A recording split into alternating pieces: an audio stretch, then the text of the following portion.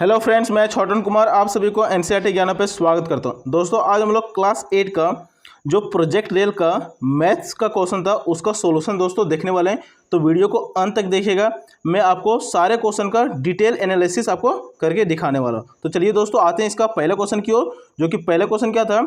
सबसे simple question है, क्या बोला कि संख्या 9 का घन क्या होता है। तो दोस्तों घन क्या होता है कि कोई भी संख्या को 3 बार, जैसे 9 का घन पूछा है तो 9 का घन मतलब कि 9 गुने 9 गुने 9, तो कितना होता है दोस्तों 9 9 81, 81 9 729। तो इस तरह से पहले का कौन सा ऑप्शन रहेगा दोस्तों, ऑप्शन को हो जाएगा पहले का ऑप्शन नंबर सी। अब आता है आपका दोस्तों क्वेश्चन नंबर दूसरा की ओर। तो क्वेश्चन नंबर दूसरा क्या बोल रहा है कि निम्न में से कौन सी संख्या पूर्ण घन है, मतलब कि 14, 196 और 512 में से कौन सी संख्या जो आपका पूर्ण घन है। तो दोस्तों 512 8 का क्या है, पूर्ण घन है, क्योंकि 8 गुने 8 कीजिएगा तो ये अपने आप में क्या है 8 का घन है, जो कि 8 64, 64 कितना होता है 512। तो इस तरह से हो जाएगा। आप दूसरा का ऑप्शन नंबर कौन सा, ऑप्शन नंबर सी।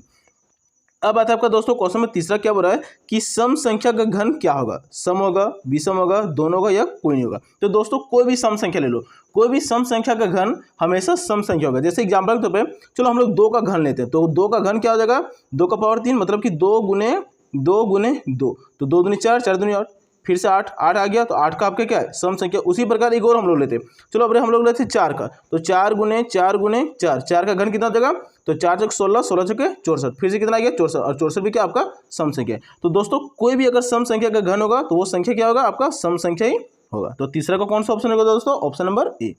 अब आता है आपका दोस्तों क्वेश्चन नंबर चौथा की ओर।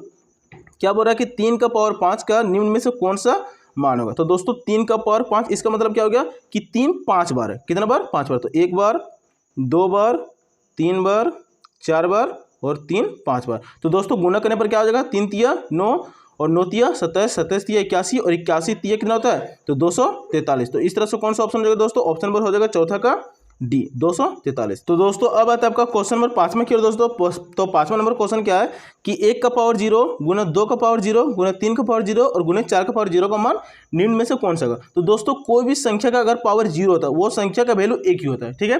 तो यहाँ पे अगर 1 गुना सारा संख्या 1 ही है, ठीक है। 1 का पावर 0 1 हो जाएगा, 2 का पावर 0 1 हो जाएगा, फिर 3 का पावर 0 1 हो जाएगा और 4 का पावर 0 क्या हो जाएगा 1 हो जाएगा। तो 1 गुना 1 गुना 1 कितना हो जाएगा आंसर 1 ही होगा। तो 5वां का कौन सा ऑप्शन होगा दोस्तों, ऑप्शन नंबर सी।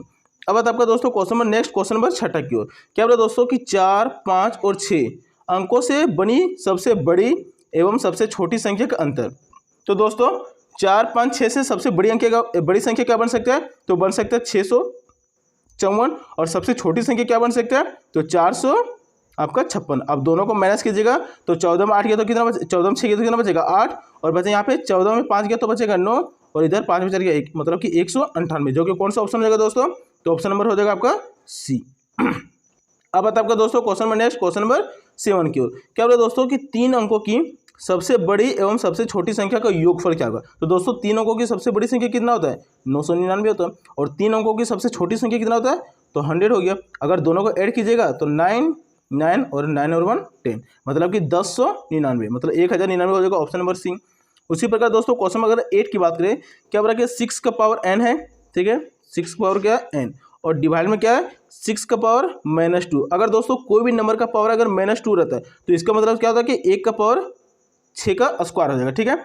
यहाँ पे हो गया, और बराबर कितना दिया है 6 का पावर 3। अब दोस्तों अगर इसको हम लोग सॉल्व करते हैं तो सॉल्व करने पर क्या हो जाएगा इसको दोस्तों 6 का पावर n हो जाएगा यहाँ पे, और यहाँ पे हो जाएगा 1/6 का पावर 2 इज इक्वल टू 6 का पावर क्या हो जाएगा 3, और ये अगर यहाँ पे गुना चला जाएगा तो हो जाएगा 6 का पावर n इंटू 6 का पावर क्या हो जाएगा आपका 2 हो जाएगा बराबर 6 का पावर 3, और ये कैंसिल हो जाएगा तो बचेगा 6 केवल बचेगा, तो n बराबर क्या हो जाएगा आपका 1, जो कि ऑप्शन नंबर कौन सा हो जाएगा, तो ऑप्शन नंबर हो जाएगा 8वां का ए। अब आपका दोस्तों क्वेश्चन नंबर 9 की ओर। क्या बोल रहा है कि a का पावर m गुना a का पावर n का मान क्या था। तो दोस्तों अगर बेस सेम रहता है तो पावर क्या होता है आपका जुड़ जाता है, जो कि ऑप्शन नंबर हो जाएगा आपका a का power m plus n, option number C. और दोस्तों आते हैं अंतिम क्वेश्चन, जो कि था क्या बोल रहा है कि 999 कितना बोला दोस्तों कि 999 का पावर अगर 0 रहता है तो उसका मान क्या होगा। तो दोस्तों कोई भी संख्या का पावर अगर 0 रहता है तो उसका वैल्यू कितना रहता है 1 होता है। तो 10वां का कौन सा ऑप्शन रहेगा दोस्तों, ऑप्शन नंबर सी। दोस्तों ये था आपका 10 क्वेश्चन। आप हमें कमेंट में करके बता सकते हैं कमेंट में कि आपका 10 में से 10 हुआ सही या कितना सही हुआ, वो आप कमेंट में जरूर लिखें। तो मिलते हैं दोस्तों नेक्स्ट वीडियो में, अभी के लिए इतना ही।